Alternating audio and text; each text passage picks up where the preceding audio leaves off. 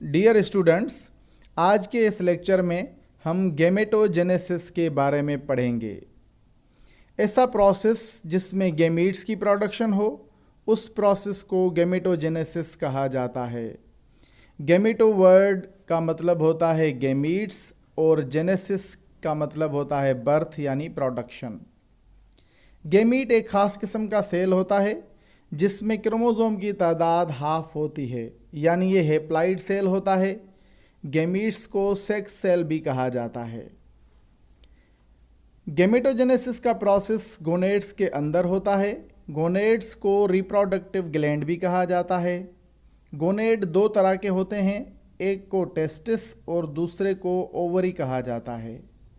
Testis mail gonad होता है जो कि मेल गैमीट यानी स्पर्म को प्रोड्यूस करता है, जबकि ओवरी फीमेल गोनेड होती है जो कि फीमेल गैमीट यानी ओवम को प्रोड्यूस करती है। गैमेटोजेनेसिस की दो अक़साम होती हैं जिनमें स्पर्मेटोजेनेसिस और oogenesis शामिल हैं। स्पर्मेटोजेनेसिस मेल जानदार में होती है। इस प्रोसेस में स्पर्म की प्रोडक्शन होती है, जबकि oogenesis फीमेल जानदार के अंदर होती है और इस प्रोसेस में ओवम की प्रोडक्शन होती है। हम शुरुआत करते हैं स्पर्मेटोजेनेसिस से। स्पर्मेटोजेनेसिस का प्रोसेस ह्यूमन मेल के अंदर होता है। इस प्रोसेस में स्पर्मेटोजोआ की प्रोडक्शन होती है। ये प्रोसेस सिर्फ रिप्रोडक्टिव पीरियड में ही होता है। रिप्रोडक्टिव पीरियड प्यूबरिटी के वक्त शुरू होता है। प्यूबरिटी का पीरियड 12 to 16 ईयर से शुरू होता है और ओल्ड एज तक जारी रहता है। टेस्टिस के अंदर सेमिनिफेरस ट्यूब्यूल्स मौजूद होती हैं। इन ट्यूब्यूल्स की वाल के अंदर स्पर्मेटोजोआ की प्रोडक्शन होती है। अगर हम वाल ऑफ सेमिनिफेरस ट्यूब्यूल को माइक्रोस्कोप में देखें तो हमें बहुत सारे सेल्स मुख्तलिफ साइजेस और शेप्स में नज़र आएंगे। ये सेल्स स्पर्मेटोजेनेसिस की मुख्तलिफ स्टेजेस को रिप्रेजेंट करते हैं। अब हम स्पर्मेटोजेनेसिस की मुख्तलिफ स्टेजेस को देखेंगे। स्पर्मेटोगोनिया या जर्म सेल वो सेल होते हैं जो कि स्पर्म्स में कन्वर्ट हो जाते हैं।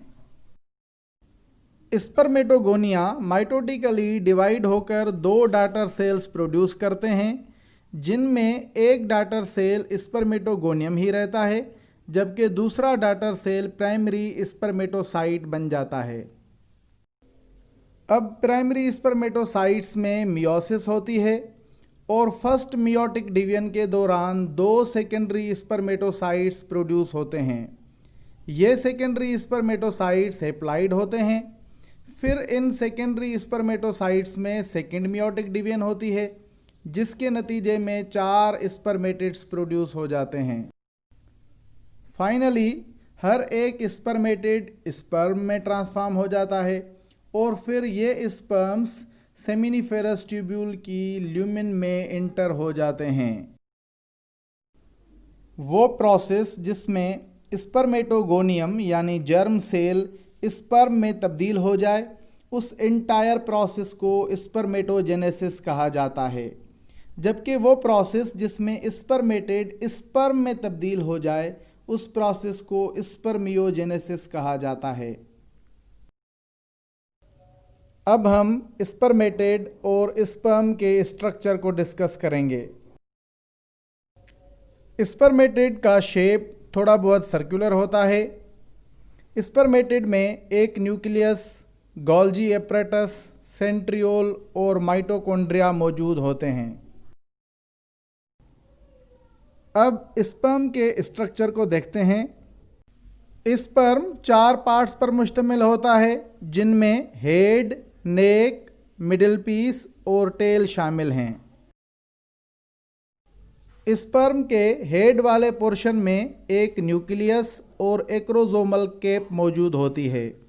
न्यूक्लियस में 23 क्रोमोसोम्स मौजूद होते हैं, जबकि एक्रोसोमल कैप में एंजाइम्स मौजूद होते हैं जो कि स्पर्म को ओवम के अंदर दाखिल होने में हेल्प करते हैं। नेक वाले पोर्शन में एक प्रॉक्सिमल सेंट्रियोल और बेसल बॉडी मौजूद होती है।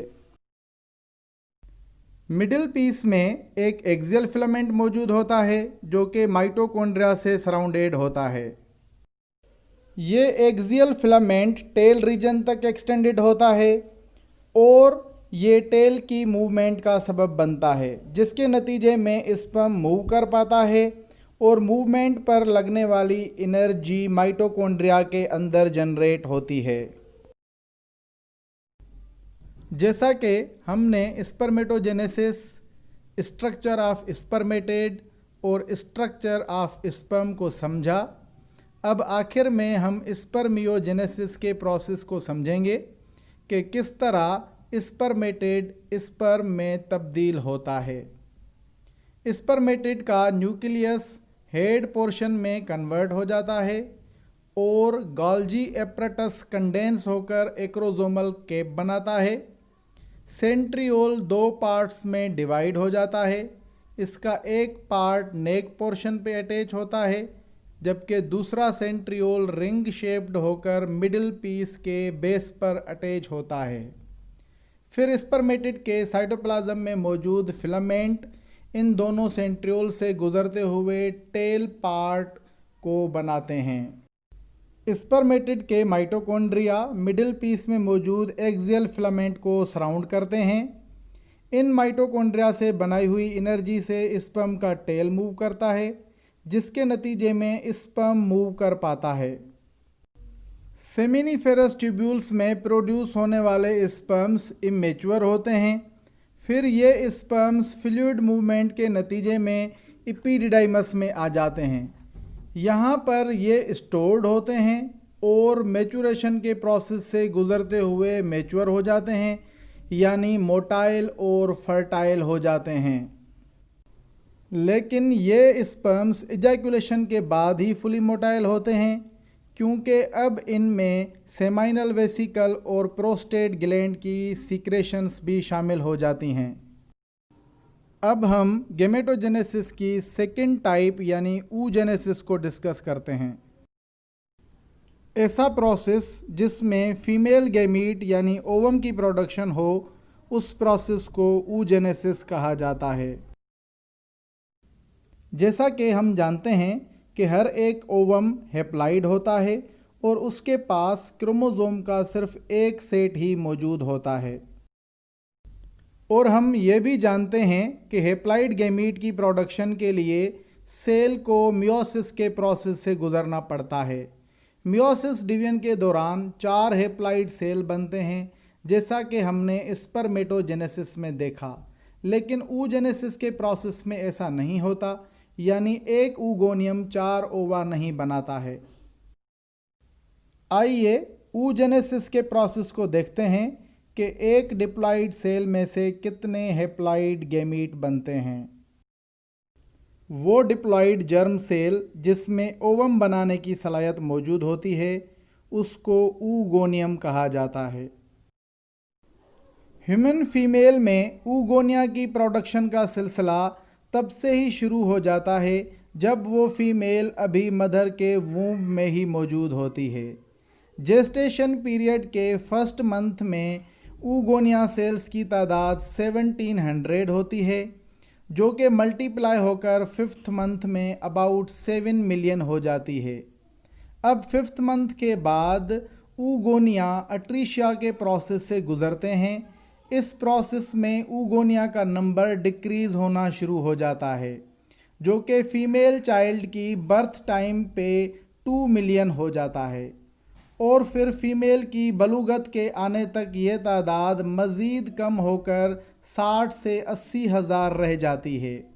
अब तकरीबन 500 oogonia में से सिर्फ एक oogoनियम ही ओवम को प्रोड्यूस कर पाता है।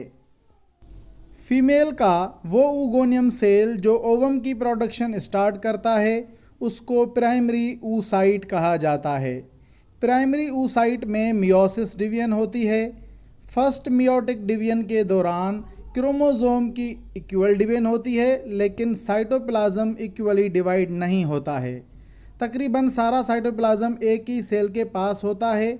उस सेल को सेकेंडरी oocyte कहा जाता है। और दूसरा सेल जिसके पास साइटोप्लाज्म बिल्कुल नहीं होता, वो पोलर बॉडी कहलाता है। पोलर बॉडी नॉन फंक्शनल होती है और वो डीजनरेट हो जाती है। अब सेकेंडरी oocyte में सेकेंड मियोटिक डिवीजन होती है। ये डिवीजन भी फर्स्ट मियोटिक डिवीजन की तरह अनइक्वल होती है, यानी साइटोप्लाज्म इक्वली डिवाइड नहीं होता है। वो सेल जिसके पास साइटोप्लाज्म बहुत कम होता है उस सेल को सेकेंड पोलर बॉडी कहा जाता है और ये भी डीजनरेट हो जाती है। जबकि दूसरा सेल जिसके पास पूरा साइटोप्लाज्म होता है वो फीमेल गैमीट यानी ओवम बन जाता है।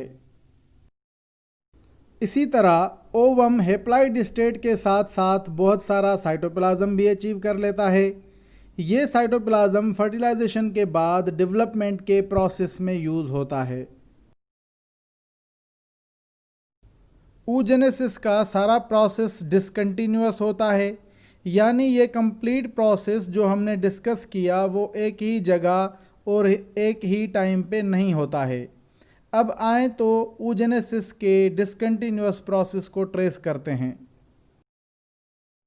फीमेल चाइल्ड की बर्थ से पहले oogoनियम इनलार्ज होकर प्राइमरी oocyte में कन्वर्ट हो जाते हैं, जबकि फीमेल चाइल्ड की पैदाइश के वक्त सारे primary oocyte first meiotic division की प्रोफेज स्टेज में होते हैं।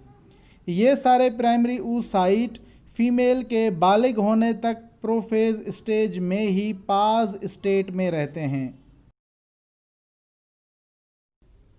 अब ये प्राइमरी स्पर्मेटोसाइट्स मेंस्ट्रुअल साइकिल के दौरान अपनी फर्स्ट मियोटिक डिवीजन को रिज्यूम करके ओवुलेशन से पहले ख़त्म करते हैं।